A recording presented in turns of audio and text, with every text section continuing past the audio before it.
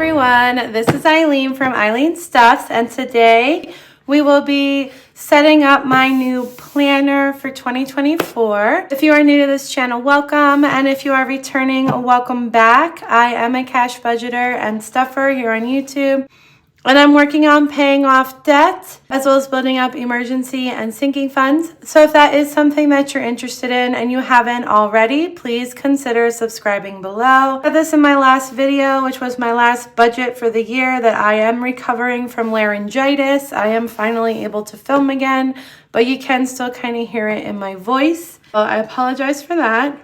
I have my new budget planner and I am ready to set it up and get going for the new year. So this budget planner was actually a gift. I will link the video below where I filmed the unboxing. This was given to me from a watcher named Andrea. So again, thank you, Andrea, for the wonderful gift. I finally get to use it. So let's go ahead and open it up. And this book is by another YouTuber called She Budgets. I will link her channel below as well. That she makes these budget books. But yes, this was given not to me by her, but to someone else. So I am excited to finally use it. I love the sage green color. I really do love my old budget book. 2023 was all about my little This Is My Error book. And I really do love this one, but I guess it's time to put this one to bed. But definitely the difference in size is huge. And thickness, like so much more in the She Budgets. There is She Budgets, budgeting and planners. There's a few things I want to get set up. Mostly, I've said this in another video, but this year is going to be all about, I can't talk and type at the same time. What did I call it? Credit card utilization. So I did do a credit card utilization rate video, which I'll link below, but I talked about that I went to the bank, spoke to a finance person. This is what they told me I should be focusing on as far as credit card payoff to increase my credit score, be more eligible for things like a credit card consolidation loan or buying a home, right? So this maybe these future goals that I would like to work towards. So this is a plan I made, and we are going to reflect this for the year. So, you know, this gets accomplished, which could take a while. Going to be sinking funds are being put on hold. I kind of talked about a lot of this already. I just made another payment to my mom on Christmas. I want to finish her off this year as well, but I'm just going to start including my mom as a line on my budget instead of a sinking fund line. All right, so the first thing we have is our goal setting. So short-term goal, midterm, and long-term. It's divided even further. So I think my first short-term goal is really the biggest goal, which is start the new debt payoff plan, which I guess I'm just calling the 30% plan. I think goal one, I think I'm just going to break this down into the credit cards. We have our yearly income tracker, so this I can fill out through the year. Yearly expense tracker. Every year I say I'm going to do this, so at the end of the year I can really see what I spent, and I never do, but it might be fun to fill this out this year. I think if I fill it out as the months go on, then it would be easy to see. Also, just getting a better idea of, well, I think I already have an idea of everything I pay for, but having it written out would be nice. I guess I could actually do that right now. So my expenses, I have rent and car. Let me grab my budget book. What else do I budget for? Then we have utilities, right? Gas, water, electric, internet, phone, and health insurance. Student loans are going to be consolidated. I'll just put student loan, and that's going to be the consolidation one of all of them. The only one that didn't get consolidated is my Perkins loan. So that's going to be a separate one that's starting as well. Then I have my violin. I'd like to just pay this off because half of the rental fees goes to paying it off, but those are the big ones. And then we have all the credit cards, right? So I have 8 credit cards basically. And car I already put in. Navient is being consolidated. Easy Pays are not something that I should have as a monthly basis. This is like spending, but I will put them, I'm trying to get done with those. And then I always budget for my gas in my car. And I think it'd be nice to maybe track food.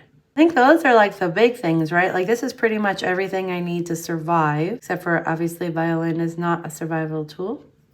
Part's done, and like I said, I like to try to fill it out every month. At the end of the month, add up and then see and really keep track of that. This year, I think it's just becoming more organized, I think for me is very important this year.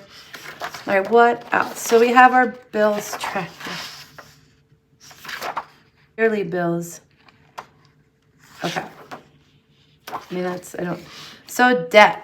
This is my credit card debt that I'm gonna put, and I have all this stuff written down in here, but I'm gonna go ahead and transfer this to the debt tracker.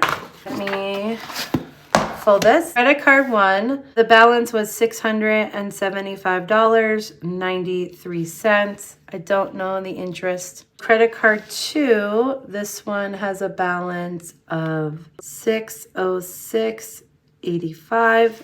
Credit card 3 has a balance of $1,491.16. Credit card 4 has a balance of $1,079.37. Now all these cards have been paid since, so the chances are they are a little lower, but credit card 5 has a balance of $2,372.42. Credit card 6 has $3,213.01.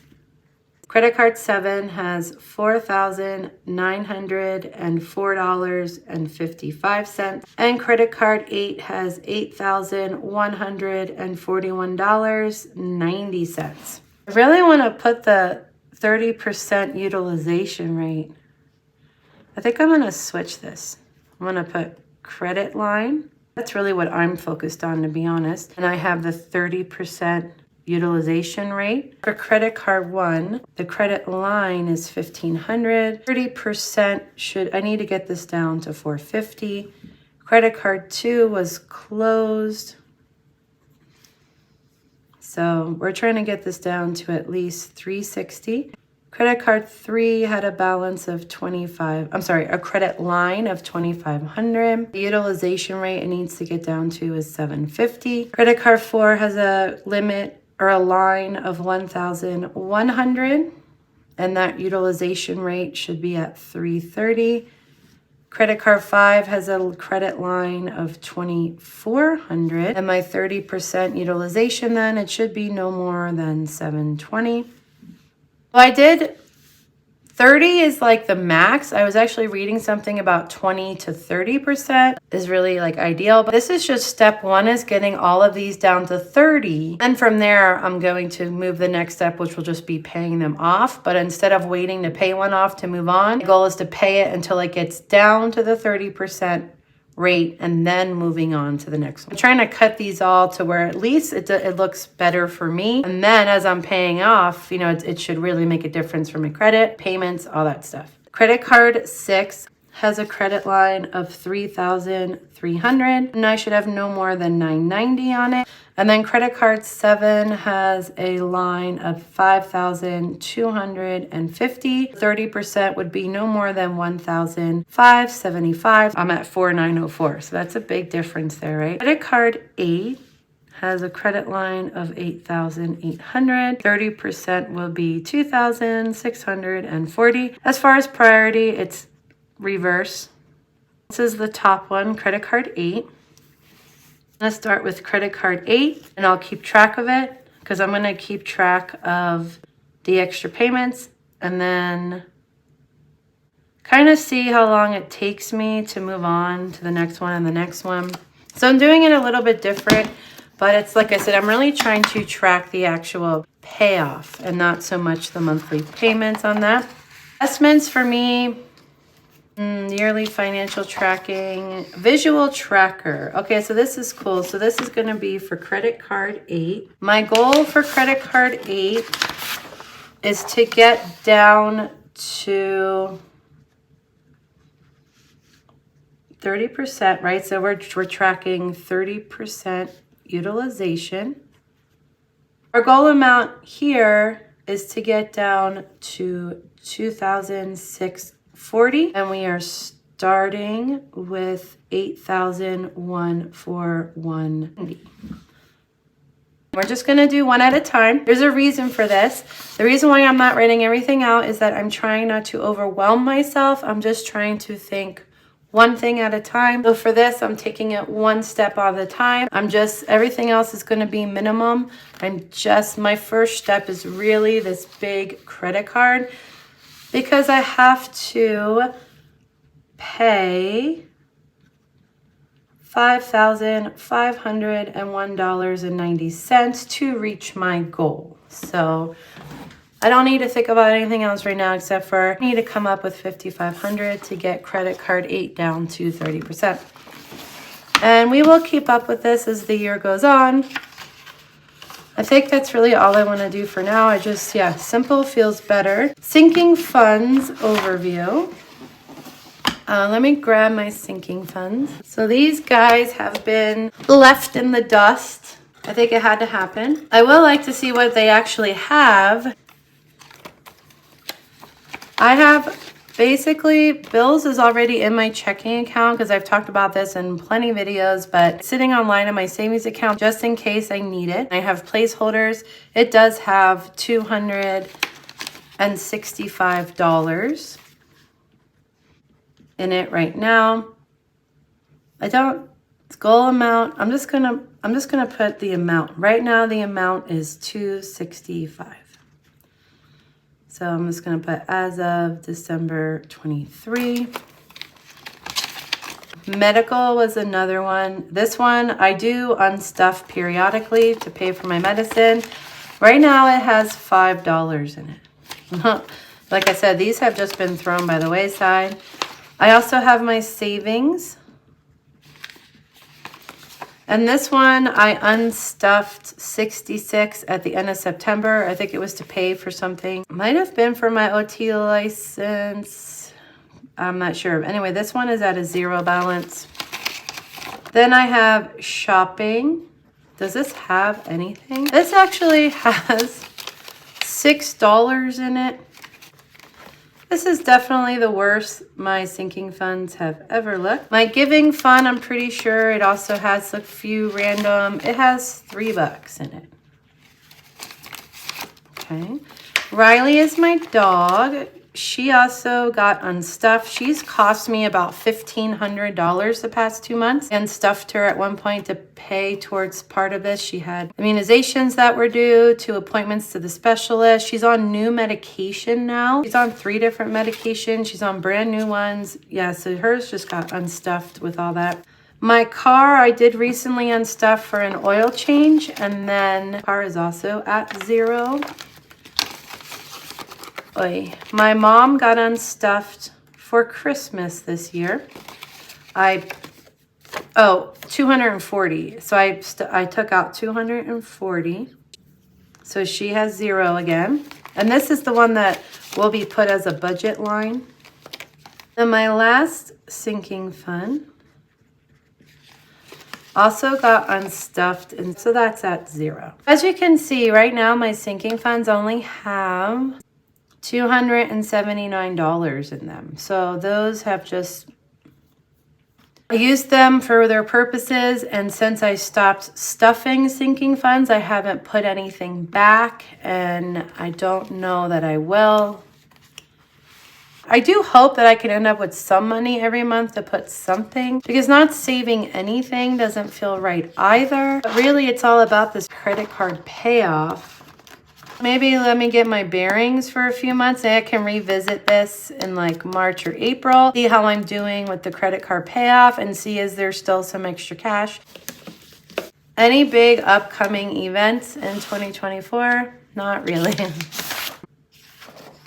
And then I do have 2 challenges. There's the 52-week challenge where you save $1. It goes up from $1 to 52. And there's a $5,000 challenge. So I hope that the savings challenges don't have to go away completely. I don't really have anything to list for gifts right now. I pretty much bought all my gifts.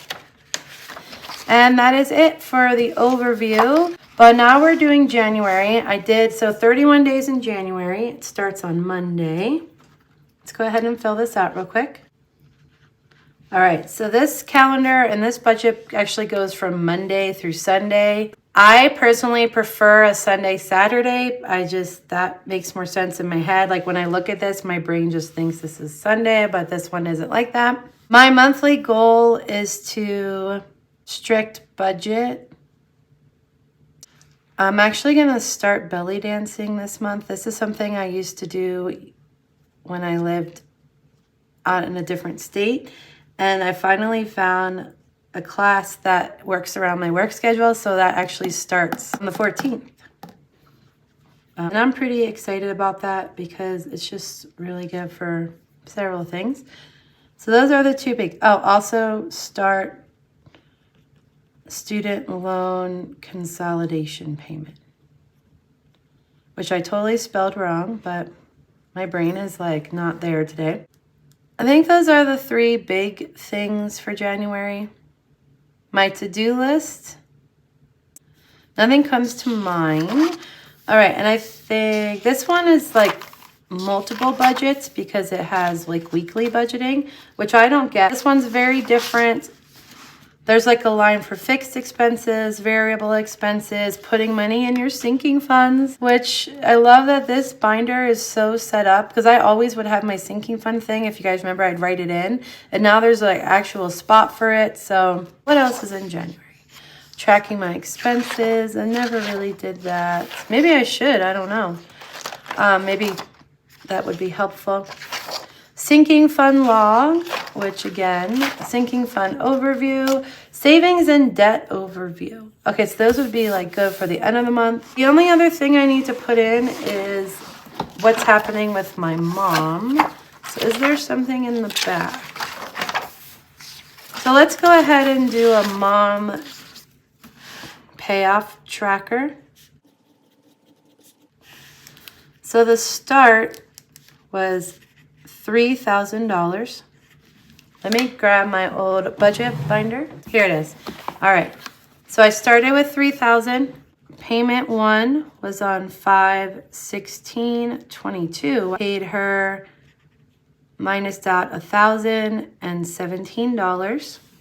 Payment two was not for another year, huh? Okay, Eileen, what are you doing? 5/1/23 minus out $332. I think I kept track in here.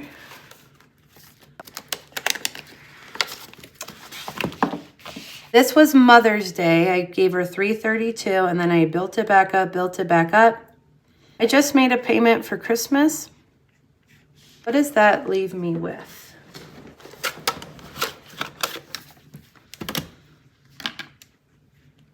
So we have 3,000 minus 1,017 minus 332 and minus 240. Okay, so that's about what I told my mom. I told my mom I think I still owed her a little under half.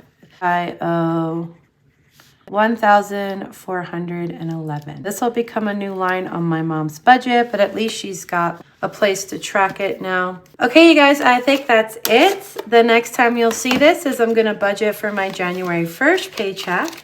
And we are going to move on. I hope you guys enjoyed that. I thank you so much for watching. Thank you guys for your support, especially the past couple months where I haven't been as consistent. We are looking to the new year, and I'll see you in my next video. Bye.